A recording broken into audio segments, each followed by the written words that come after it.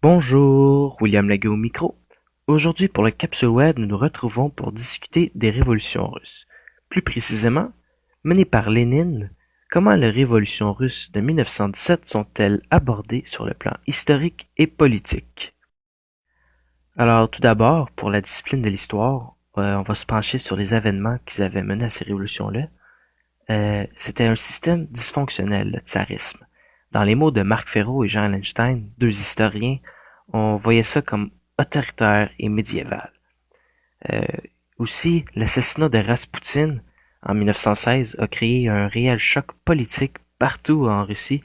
On, on s'est mis à douter de la stabilité du système tsarisme ainsi que de Nicolas II au pouvoir.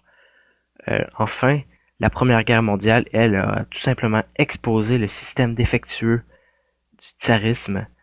Euh, des cartes de rationnement avaient été instaurées durant ce conflit et les paysans étaient loin d'être satisfaits. Durant ces révolutions, il y a eu divers acteurs, mais les plus importants furent bien évidemment Lénine. Vladimir Ilitch Ulyanov était fasciné par le marxisme. En 1902, il écrit le Que faire? C'était un manifeste qui va plus tard devenir le guide des bolchevistes.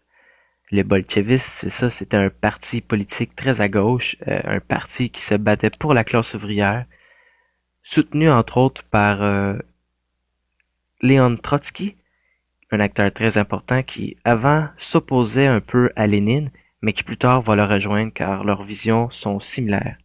Et ces deux hommes-là vont se battre, si on veut, contre le parti menchevique, dit la minorité, qui eux se sont associés aux socialistes révolutionnaires pour tenter de compétitionner aux bolcheviks. Alors, la première phase de révolution en février va débuter lorsqu'une usine va licencier des milliers d'ouvriers, ce qui va engendrer de grosses manifestations. Et ensuite, 3 jours plus tard, ce sera la journée de la femme, et ils vont aller dans les rues pour manifester pour l'égalité des sexes. Et le monde va voir que dans les rues, il y aura de grosses foules, autant que les gens y manifestaient pour justement les droits de la femme, que ces mêmes ouvriers du départ qui avaient été licenciés. Et ça va créer vraiment des manifestations d'envergure. Et le tsar Nicolas II, ne sachant plus comment gérer la situation, va ordonner à tirer sur la foule et 150 personnes vont y laisser vie. Alors, ça va être vraiment un événement marquant, ça, 150 morts. Et durant la nuit, les soldats vont se mutiner contre leur commandement, choqués par les événements plus tôt arrivés dans la journée. Et le lendemain, ce sera donc l'armée, la police, ainsi que tous les citoyens qui vont marcher ensemble contre le tsarisme. Et c'est donc cette journée qui va marquer la fin du règne de Nicolas II. La deuxième phase des révolutions va être marquée par Lénine. Après avoir réussi à mettre un terme au tsarisme, il va arriver en Russie le 26 octobre pour, dans ses propres mots, forcer la marche de l'histoire, c'est-à-dire saisir le pouvoir immédiatement, laissant aucune chance au gouvernement provisoire de s'installer.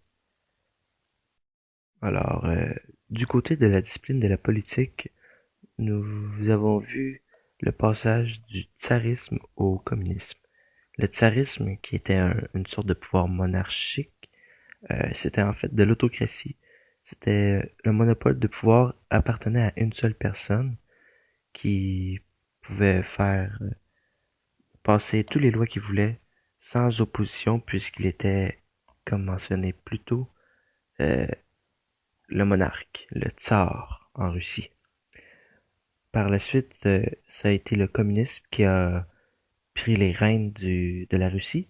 Le communisme, c'était une idée développée par Karl Marx qui, lui, disait qu'on devait passer par le socialisme pour atteindre l'ultime but, le communisme. Et dans ces idéologies-là, euh, l'État devait détenir tous les biens et services pour les répartir au sein de la population, ainsi qu'avoir une économie planifiée. Alors, du côté des politologues aussi, on s'est penché sur le cas de Lénine. En ce qui concerne son ascension au pouvoir, c'est très simple. Déjà très tôt dans sa vie, il avait été en contact avec les idées révolutionnaires.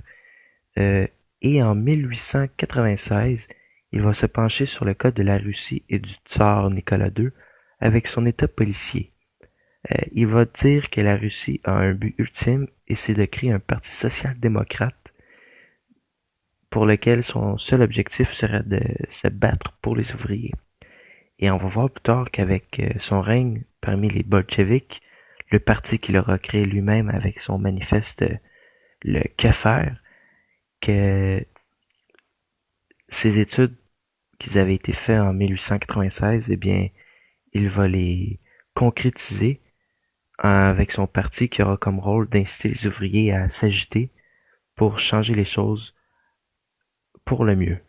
Un fait intéressant, c'est qu'il va instaurer la notion du centralisme démocratique, où tout le monde peut penser ce qu'ils veulent, mais une fois qu'il vient temps de voter, ils doivent absolument dire la même chose que leur chef. En ce qui concerne les premières actions politiques de l'URSS, chez les politologues, on mentionne d'abord en 1918 la Russie qui change le nom pour la RSFSR ou la Fédération des Républiques soviétiques nationales.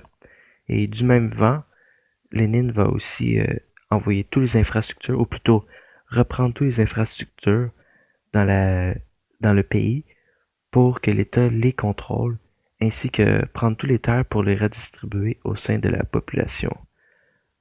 Ensuite, il y a eu la guerre civile qui aura duré 2 ans, et Lénine va comprendre alors qu'il faut changer les choses. C'est pourquoi il va instaurer une nouvelle politique économique, la nouvelle politique économique qu'elle s'appelait NEP, qui va permettre aux paysans de cultiver les terres et en tirer des profits de vente, mais l'État va tout de même garder le contrôle. Chez les politologues, on voit ça comme une façon brillante de légitimer sa position au pouvoir. Et enfin, le 6 juillet 1923, aura le changement de nom pour l'URSS, l'Union des républiques socialistes soviétiques, où la Russie non seulement change de nom, mais va acquérir quelques nouveaux territoires. Pour conclure les révolutions russes de 1917 du côté de la politique, en utilisant les mots des deux politologues Pierre Binet et Jacques Lévesque, il est totalement vrai d'affirmer que les révolutions des bolcheviks auront restructuré le système politique international.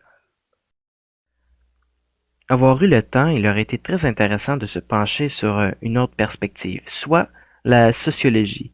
La sociologie, c'est ce qui étudie surtout les mouvements sociaux, les interactions entre différents groupes. Et pendant les révolutions russes, eh bien, les confrontations étaient partout, hein, surtout entre les prolétaires et la bourgeoisie.